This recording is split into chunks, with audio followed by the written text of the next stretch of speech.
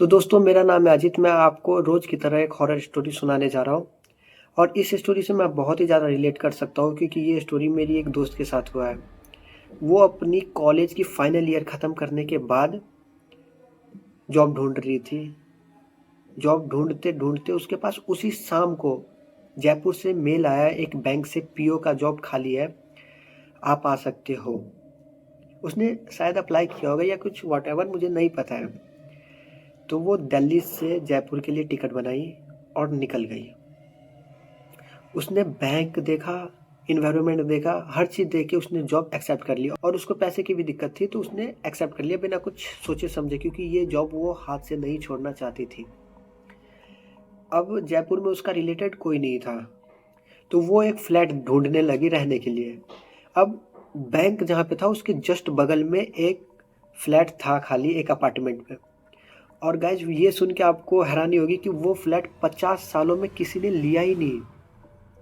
जब फ्लैट बना था तो एक आए थे, लिया था उसने, पर 2 महीने में वो भी चले गए। उसके बाद 50 सालों में लगा ही नहीं फ्लैट और बहुत ही सस्ती दामों पे मिल रही थी। तो सना ने, जो मेरी दोस्त थी जिसके बारे में मैं स्टोरी बता रहा हूँ, उसने वो फ्लैट ले लिया। लेने के बाद वो रहने लगे उसमें। 2 दिन 3 दिन वो नोटिस करी, जब भी वो बाहर जाती थी, बैंक जाती थी या बैंक से आती थी, तो जितने भी सोसाइटी में रहते थे सब उसको ऊपर से लेकर नीचे तक देखते थे। वो सोचती थी कि ऐसा किया क्या मैंने, 2 दिन पहले आई हूँ, किसी के साथ ना बुरा किया ना कुछ भला किया, तो सब मेरे को देख क्यों रहे हैं। तो वो सबको इग्नोर करते हुए वो अपनी काम से काम रखती थी। वो बाई वगैरह ढूंढती थी तो बाई वगैरह भी उनको नहीं मिलता था और एक भी बाई उसके घर पे काम करने के लिए तैयार नहीं होती थी। ये नहीं है कि पैसे कम देने के लिए, नहीं, उसका वो पूछती भी थी क्या हुआ है, क्या हुआ है कि आप मेरे घर पे काम नहीं करते हो, सारे जितने भी सोसाइटी में रहते हैं सब मेरे को घूरते रहते हो ऊपर से लेकर नीचे तक, ऐसा किया क्या मैंने। बाई बिना कुछ बोले वो चली जाती थी इधर से कि मेरे को काम नहीं करना है, कुछ बहाना बना दी थी तो वो बोल देती कि मेरे को काम नहीं करना।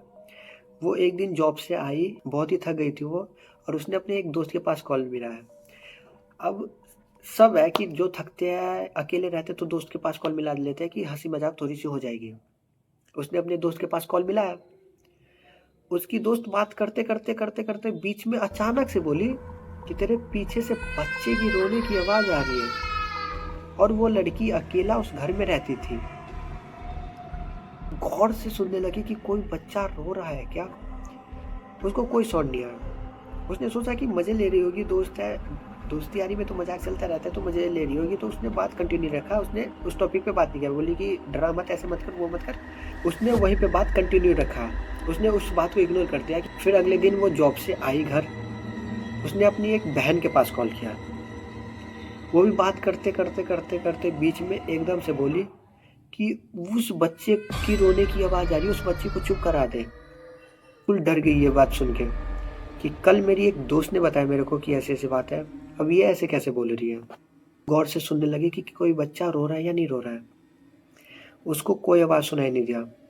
और जितने के पास वो कॉल करती थी, बस रात में, दिन में नहीं, बस रात में जितने के पास वो कॉल करती थी सब यही बोलते थे कि वो बच्चा कौन है, क्यों रो रहा है वो इतना, या फिर ये बोलते थे कि उस बच्चे को चुप करवा दे। मतलब बच्चे के टॉपिक पे बात होता था। और फिर आई वो रात जिस रात से सना डरती थी।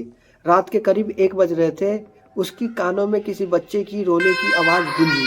सना उठी और पूछी कौन है। बच्चे ने कोई रिप्लाई नहीं दिया और तेज से रोने लगा। और सना को ऐसा लगा कि घर में कोई है, उसके साथ एक नई परछाई। उस रात तो सना ने कुछ नहीं किया और न चैन से सो पाई। अगले दिन सना सोसाइटी वालों से पूछा कि क्या हुआ है उस फ्लैट में, ऐसा क्या है जो मेरे को परेशान कर रहे हैं। सोसाइटी वालों ने बताया कि पहले उसमें एक बुढ़िया रहती थी और सोसाइटी वालों के हिसाब से वो एक काला जादू करती थी। और इतना ही नहीं, कई कई दिन बाद बिना पूछे बच्चे उठा के ले जाना, कई कई दिन बाद दूसरों के घर में से बच्चे उठा के अपने घर में ले जाना और उसको बेहोश करके लेटा देना, ये सब बहुत ही नॉर्मल बात होने लगी थी। ये तो कुछ भी नहीं है। किसी ने नया कार लिया तो उसके अगले दिन एक्सीडेंट हो जाना, किसी को नौकरी में प्रमोशन मिली थी, उसके अगले दिन ही इतना ज्यादा फीवर होना कि उस फीवर से उसकी मौत हो जाती थी। बच्चों की बात लेके जो सोसाइटी का सिक्योरिटी था वो उस बुढ़िया से जाके लड़ गया। अब अगले दिन किसी ने उसको शमशान में से हड्डी निकालते हुए देखा और अपने घर में ले जाते हुए देखा उसने। और 2-3 दिन तक इतना ज्यादा आवाज आने लगी उसके घर में से जैसे कि कोई बहुत बड़ा हवन हो रहा है, कोई बहुत बड़ा पूजा हो रहा है।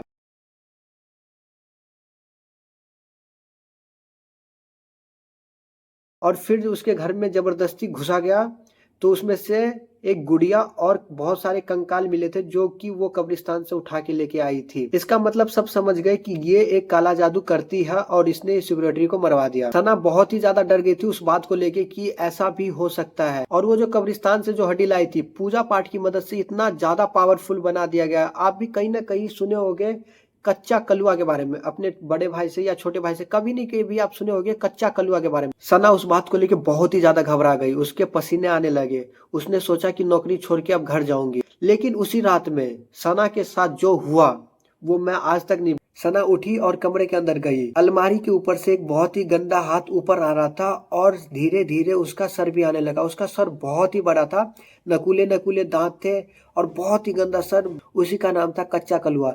सना उसको पहली बार प्रॉपर देखी। वो सना के पीछे भागी। सना अपना कमरा छोड़ के नीचे भागी, दूसरी सिक्योरिटी के पास गई। सना उसका आवाज पूरा गायब हो गया था। सिक्योरिटी वाले ने बिना कुछ पूछे, उसको लगा कि कोई चोर घुस गया है, वो भागा पीछे।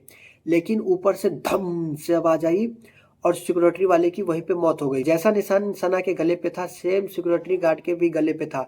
और सना ने ऊपर देखा और बालकनी में वो कच्चा कलुआ देख रहा था सना को लगातार। सना बहुत ही ज्यादा घबरा गई कि जो मेरे साथ हुआ है वो किसी और के साथ ना हो। इसलिए उसने एक पंडित जी को बताया। पंडित जी ने बोला कि बुढ़िया तो चली गई है लेकिन जो उसने मंत्र के सहारे जो कच्चा कलुआ बनाया है वो बहुत ही पावरफुल है और वो अभी भी इसी घर में है। पंडित जी अपने तंत्र विद्या से बहुत ही बड़ा हवन करवाया और उस कच्चा कलुआ को एक बोतल में भर दिया और जाते जाते ये बोल गए कि ये सना ही फेंकेगी समुन्द्र में, और उनकी डेथ हो गई। सोच सकते हो आप कितना पावरफुल था कि बोतल में फिल होने के बाद किसी को मार दिया। उस बोतल को समुद्र में फेंकने के बाद उस कमरे को आज तक बंद कर दिया गया है। तो गाइज मेरा कहानी यहाँ पे होता है खत्म। अगर आपके साथ भी कोई इंसिडेंट हुआ है तो मेरे को कमेंट में बताओ, क्या पता अगला वीडियो आपके लाइफ के ऊपर बन सकता है। मिलते हैं अगले हॉरर स्टोरी के साथ, क्या पता आपके लाइफ पे